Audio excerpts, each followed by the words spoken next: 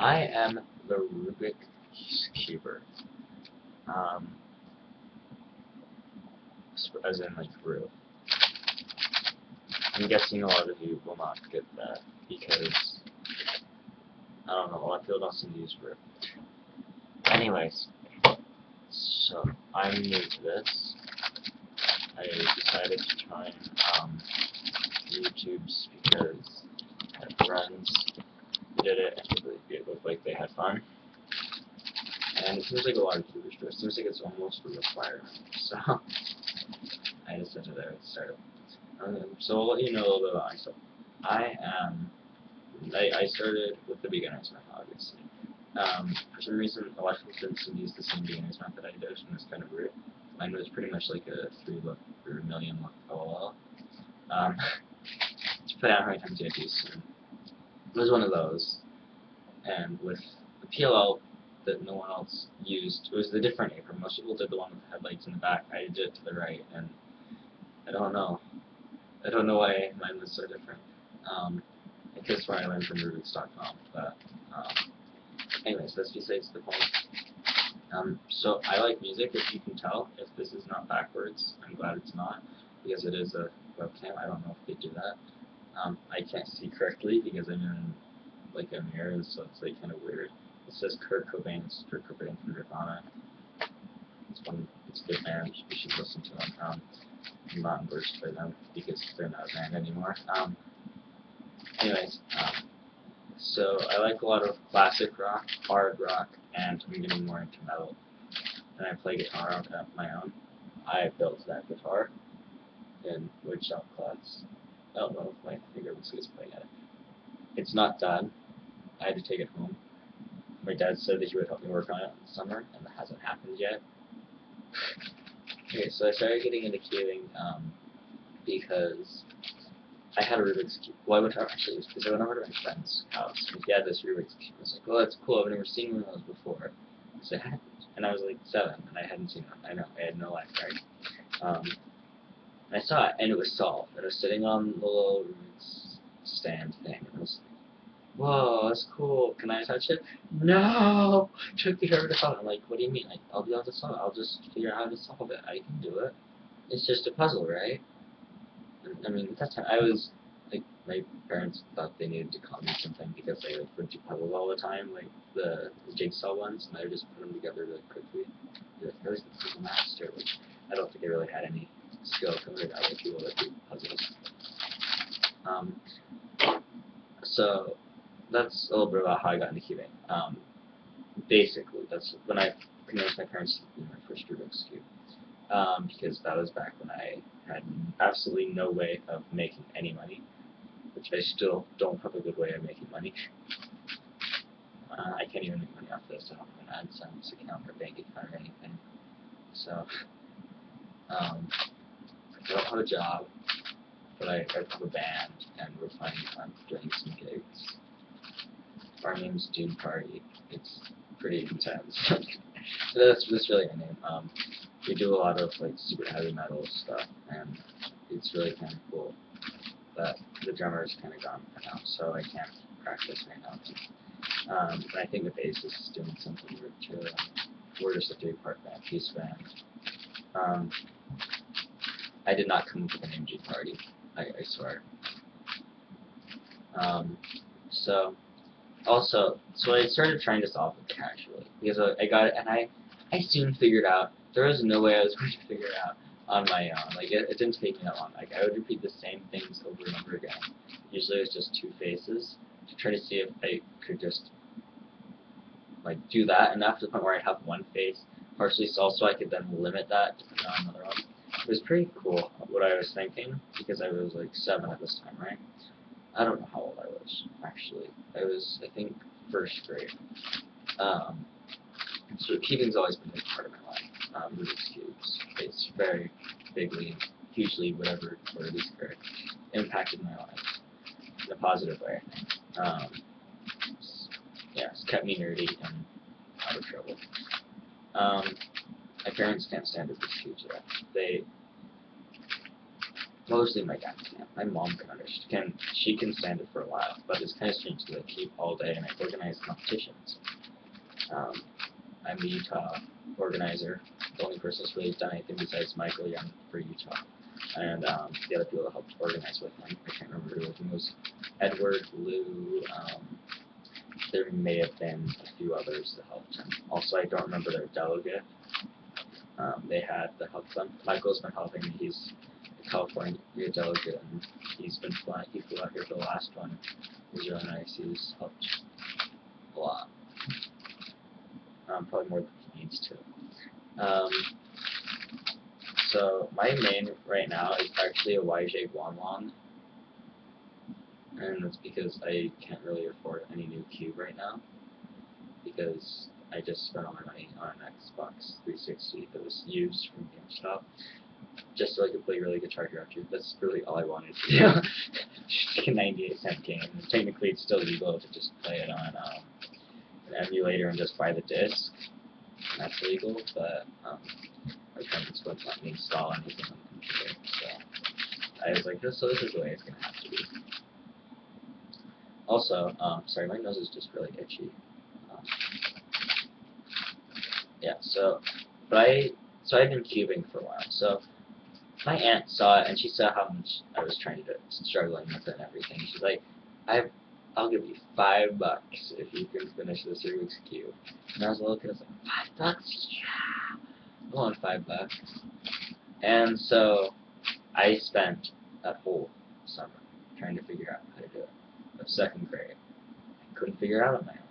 And my aunt, I took so long trying to figure out, my aunt forgot about the deal. She still to this day can't remember. I bring it up, and she'll either say, I already paid you, which is a lie, or, what was it? I don't remember making that deal. Yeah. Wrong, right? You promise this kid $5 if you can do it, he finally ends up being able to do it, and you don't pay up. It's only $5, but I mean, seriously, it kind of makes me mad to this day, but whatever, I should probably just forget it. So also, I had been doing that, and so then I went to Rubik's website to figure out how to solve the Rubik's Cube. So I was like, okay, I've got to figure this out. And this was while I was in 3rd grade. I figured it out, brought it to school. I was still trying to memorize the algorithm. The hardest algorithm I had, because, I mean, you gotta understand, I was doing the Soon forever, because I did not know how to make a Soon appear. I didn't understand the properties of the Soon. So I just kept doing it over and over again. So that was muscle memory. What I needed help with, and I had the U-perm. The U-perm was easy. The one I did was, it was F2, you bring it to the side you want. I didn't use M, but the equivalent is M, or something like that. I don't remember now. I don't know, it was some weird one that had like M and M. It was really weird. Anyways, so I did that. That was my U-perm. And I used the A-perm as I set highlights in the right, which I learned from, I had a friend who had a brother who had a friend who taught me that one while I was at his house. And yeah, those guys really got me back into, like, keeping me into cubing and not giving up, because like they were who I inspired to, even though they averaged like 45 seconds, and I don't think any of them did CFOP.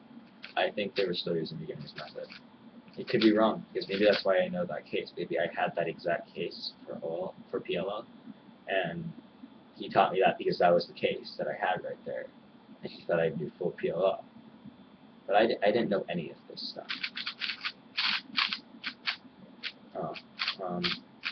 Yeah, so I didn't know any of this CFOP. Well, then I had gone to, so I had been bringing my cube in 3rd grade. That's how I was learning the algorithms, and it was like the winter time, so we sometimes would have recess inside. And so that's when I would memorize my algorithms. And the teachers were not fond of Rubik's Cubes. And I'm like, what? This is an educational puzzle. Why wouldn't you be fond of it? I started bringing cubes to school. Other people saw it. The kid actually gave me $2 for solving his when I said I was going to charge $2 to teach people, which I shouldn't even charge money. I mean, you can just go on the internet. But I didn't end up even teaching anyone. What happened was, I brought my cube, everyone started bringing their cubes, everyone started learning, and it was awesome. Well, not everyone, like half the guys.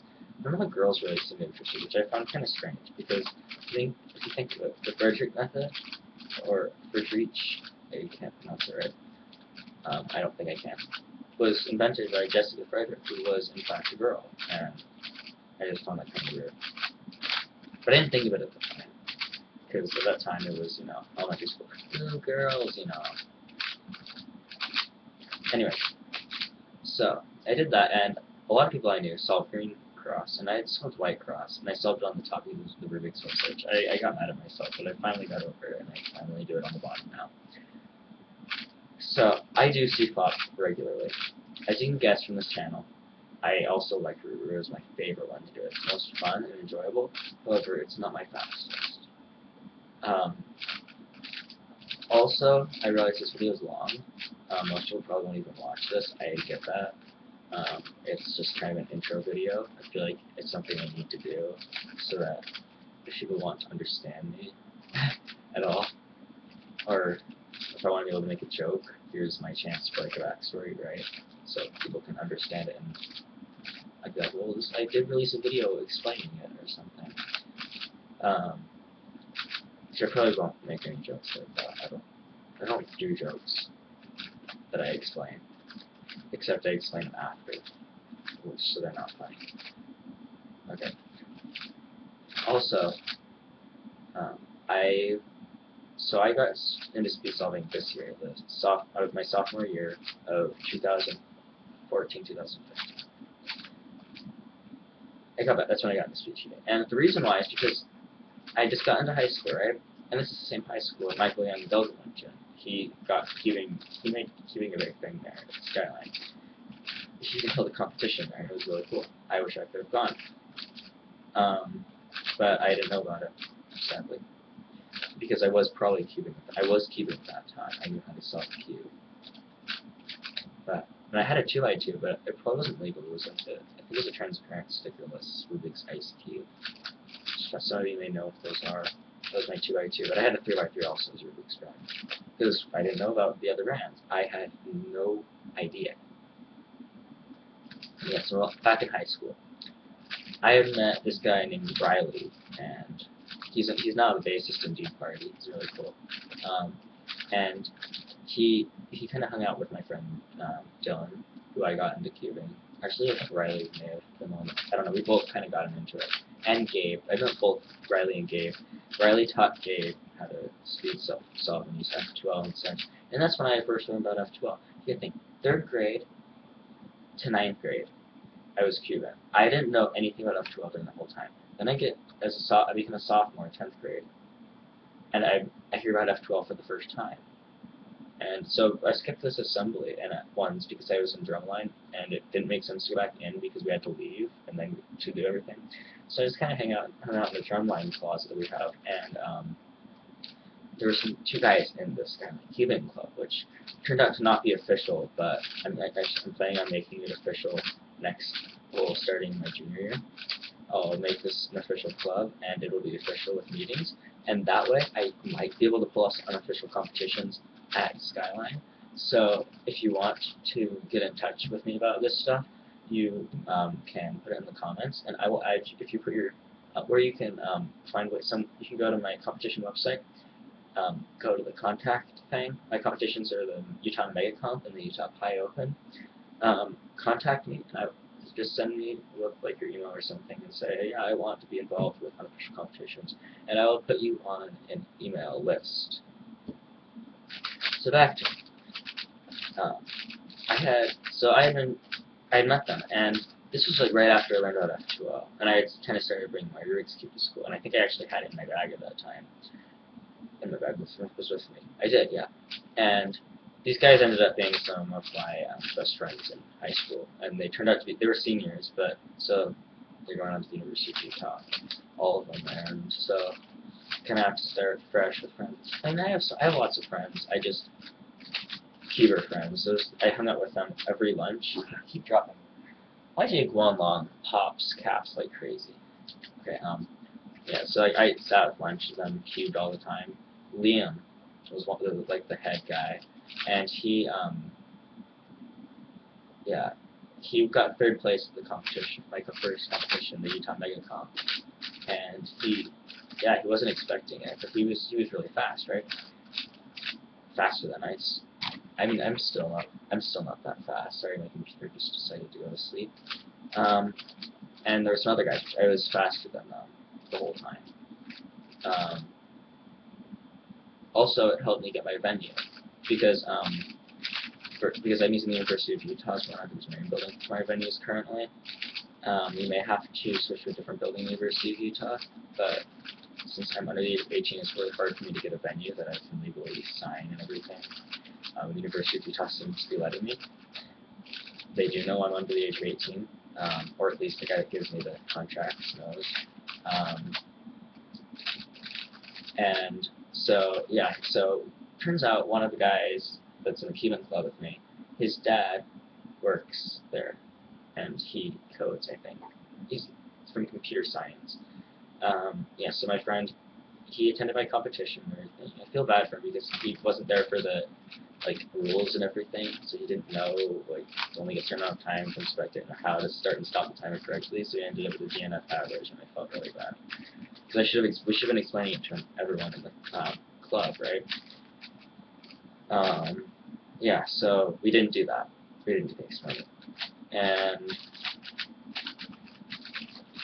so there's the club, right? And I'm going to be starting again. I started getting to CPOP. I know full OLL. This can probably be ignored.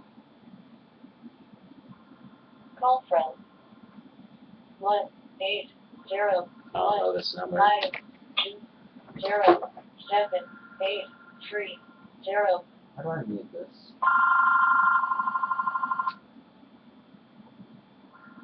Call Okay. from I don't know how to mute that, so I'm just going to talk over it. 0 I don't know that number. 5 0 So I... 783 0.